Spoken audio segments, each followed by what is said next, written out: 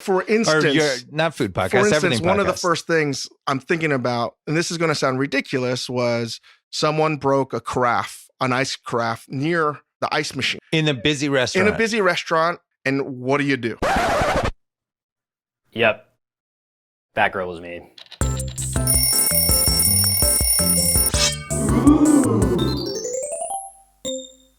Hello, my name is Ori Tom Ravid. I'm an ex-restaurant worker, film director, and welcome to my channel, Radicchio Salad. From opening day until I was laid off from COVID, I bussed, ran food, and eventually served at Major Domo, chef and entrepreneur David Chang's James Beard Award-nominated LA restaurant. DC is known for many things, his fiery temper, cooking rice in the microwave, but perhaps most of all, his pork buns, his take on a classic Chinese street food consisting of pork belly and pickles and steamed white dough. Because he's been an impactful figure in my life, inspiring me to get into the food world and literally paying my bills for a while, figured we'd try to make his buns. They blew my mind when I first had them at Momofuku, but that was eons ago. How do they hold up today? Shall we?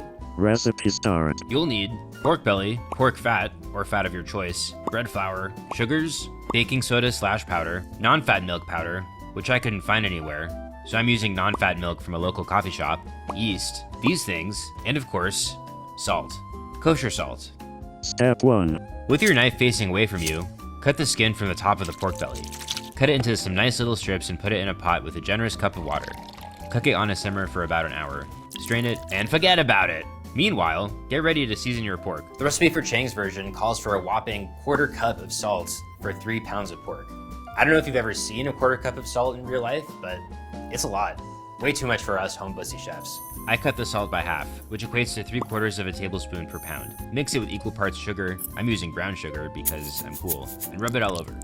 Cover with plastic wrap and refrigerate overnight. Step 2. The next day, drain any liquids that formed and place it in a 450-degree oven for 1 hour, taking it out at the halfway point to baste it in its own juices. Then, lower the heat to 250 and bake it for another hour to 75 minutes more.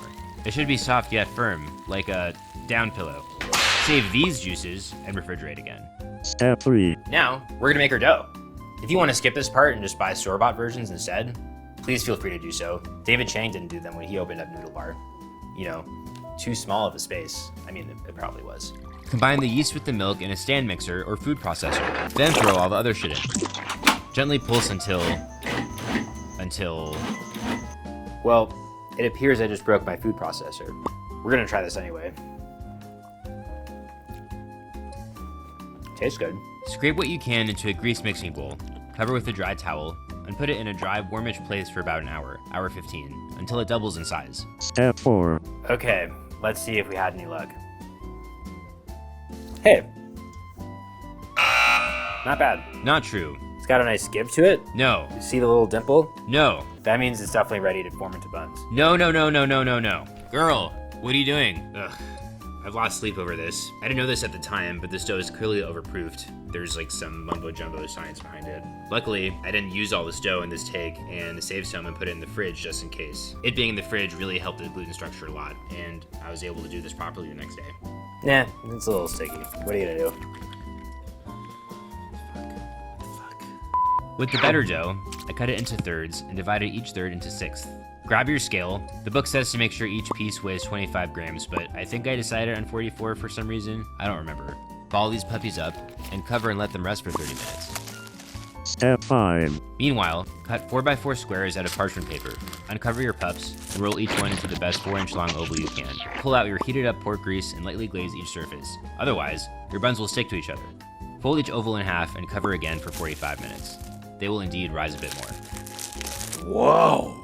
Step 6. Meanwhile, cut your PB into nice even slices, ready to heat up in a pan, and also slice the cucumbers. Add a tablespoon of sugar and a teaspoon of salt to your cukes and mix them up. Slice your scallions with the tip of your knife.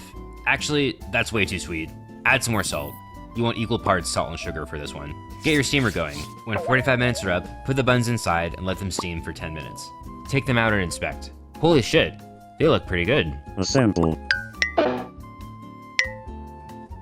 A recipe is a living document. One that worked in the past may not necessarily work today, not even if you're making it from your own cookbook. I know the recipe calls for 1/2 cup, but I'm editorializing myself and adding more. Heck, Momo's pork belly recipe in this Eater article from 2014 is completely different from how it's supposedly done. David Chang may have brought the pork bun to America, and that itself is enough of an achievement for one lifetime. But he has stayed relevant because he's not afraid to deviate from the things that work for him. To David change them up, if you will. Sometimes he succeeds, other times he fails, but one thing's for sure, his buns, whatever version of them they're doing now, are here to stay. Dave, I'm sorry about the ice machine. I'm sorry that I over-explained a drop line in front of you and Don Cheadle, and that he proceeded to talk your ear off about it for the next 45 minutes. Until next time, stay salty.